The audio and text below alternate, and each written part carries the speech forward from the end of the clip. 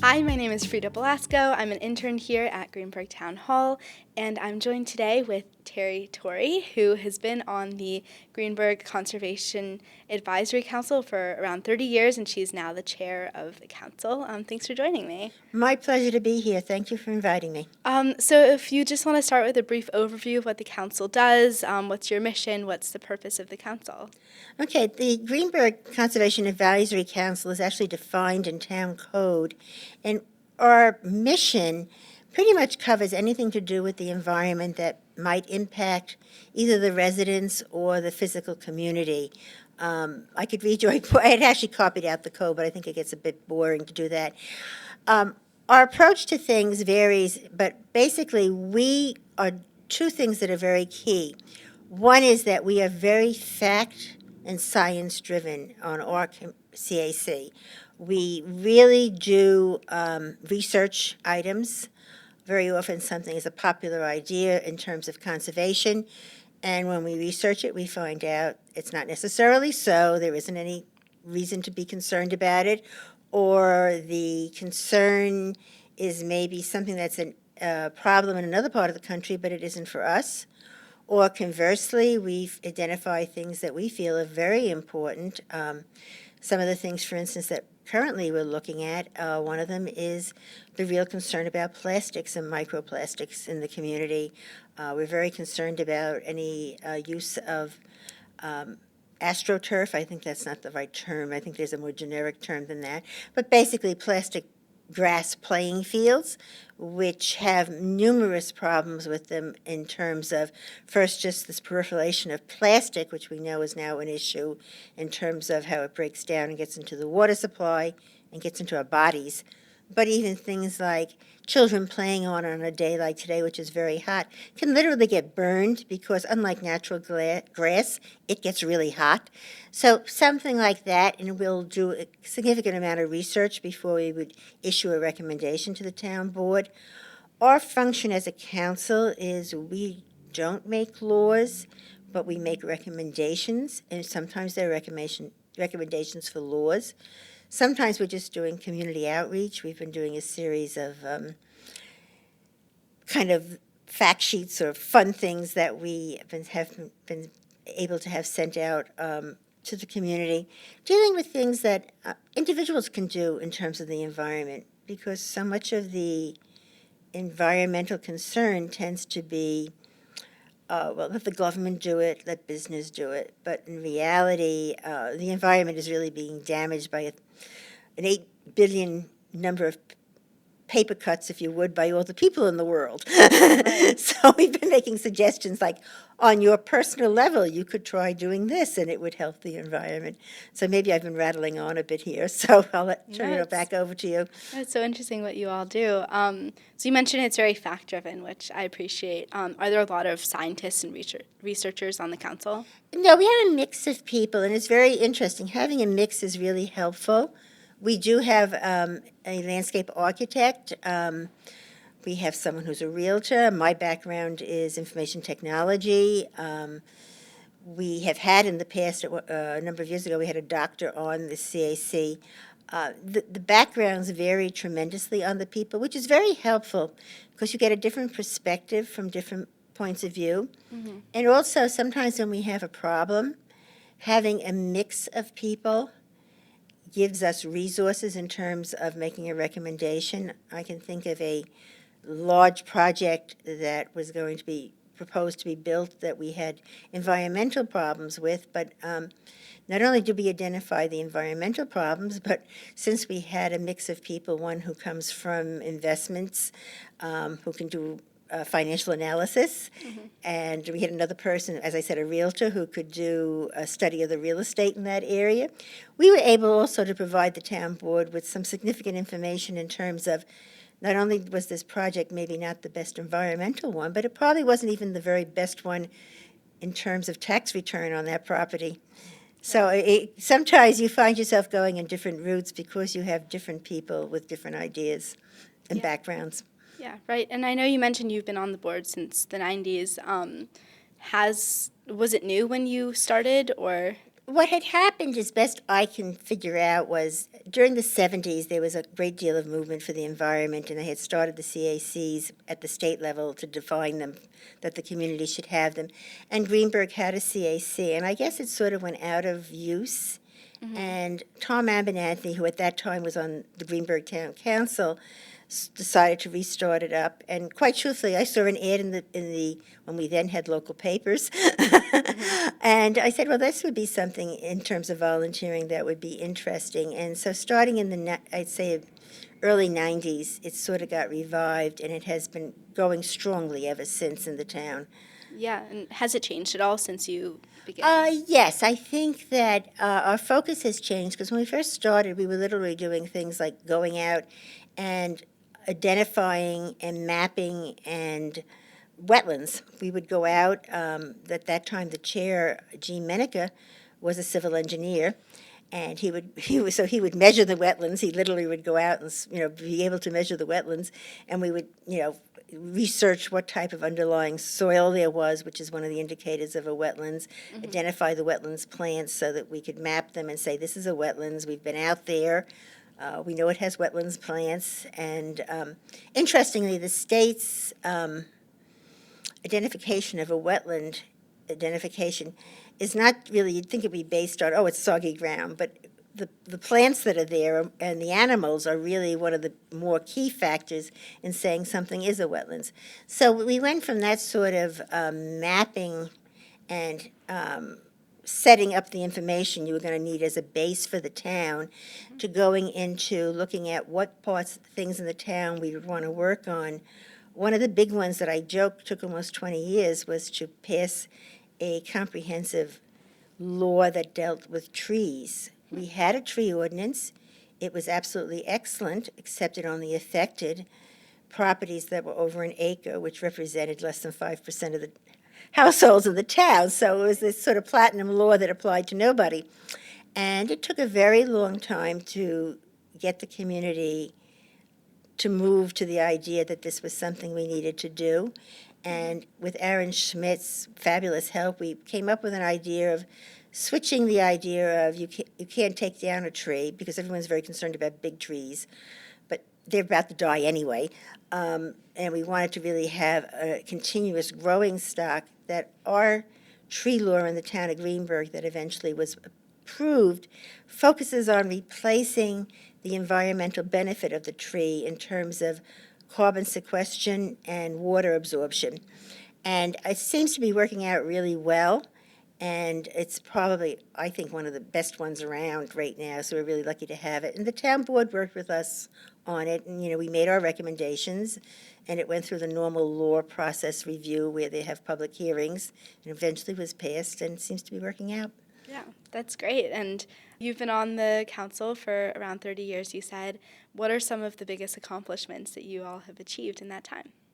Sometimes it's little things. I think you have little incremental changes. You comment by law anything that affects property that's within the 100-foot buffer of a watercourse or wetlands comes to us for review. Right. But as I said, we recommend. We don't pass legislation or make decisions, but we work well with the planning board in terms of they taking our recommendations.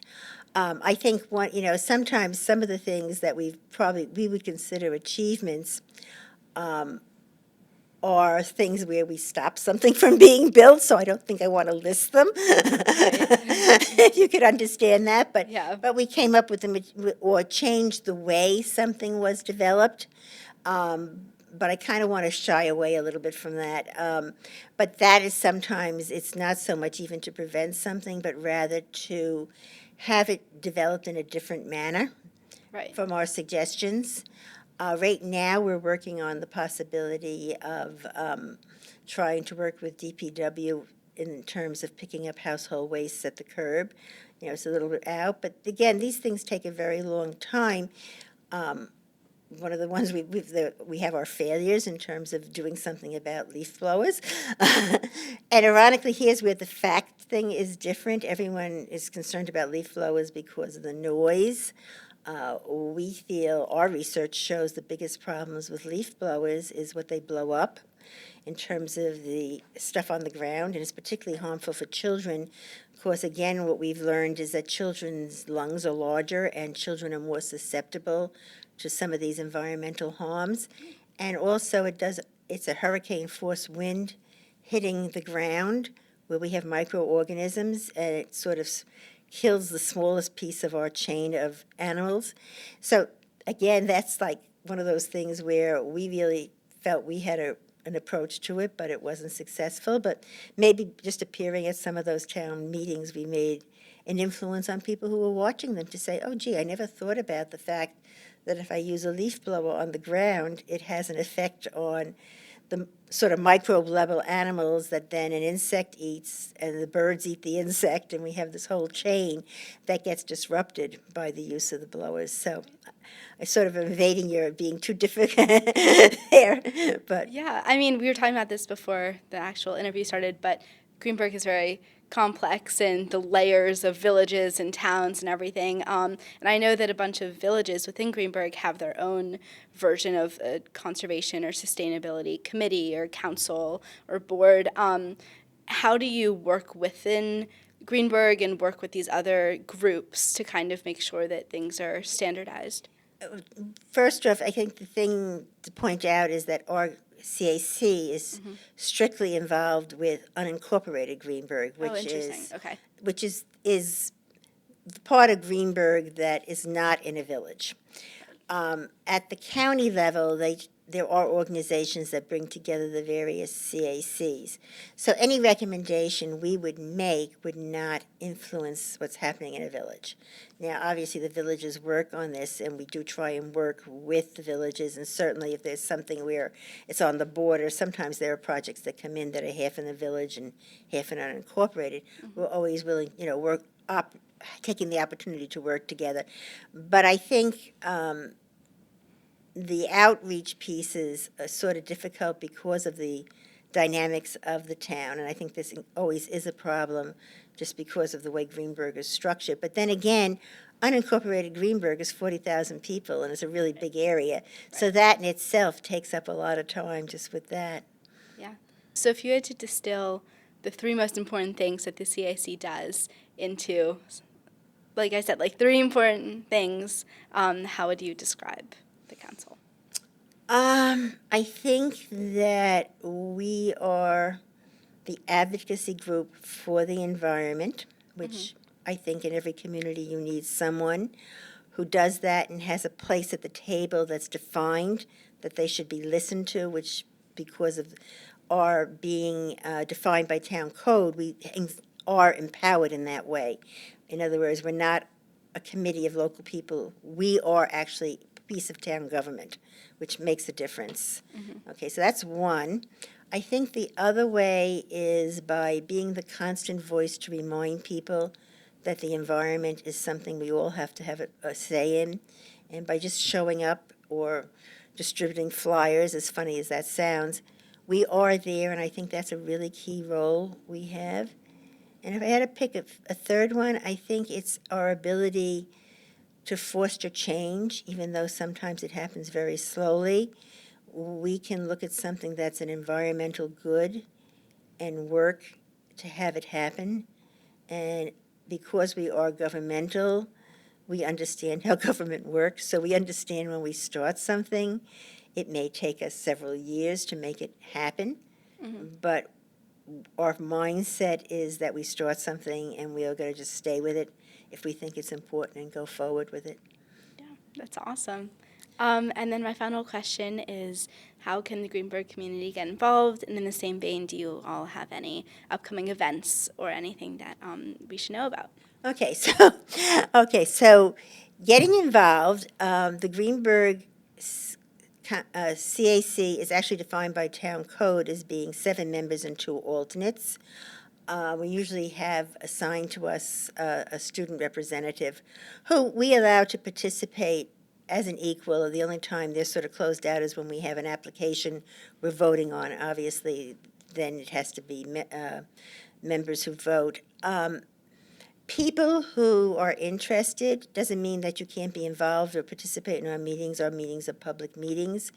We meet twice a month except for the September and the summer months and December, on the second and fourth Thursday of the month at Town Hall at 6:30. Anyone who is interested is welcome to come and sit and to help us. Currently, we have a alternate position on the council that's opened. What normally happens if someone is interested, this is the way people usually come to the CAC, is they approach a town board member and say, I'm really interested in the environment. I'd like to do something in the town about that. And what usually happens then, they're asked to attend 2 or 3 meetings.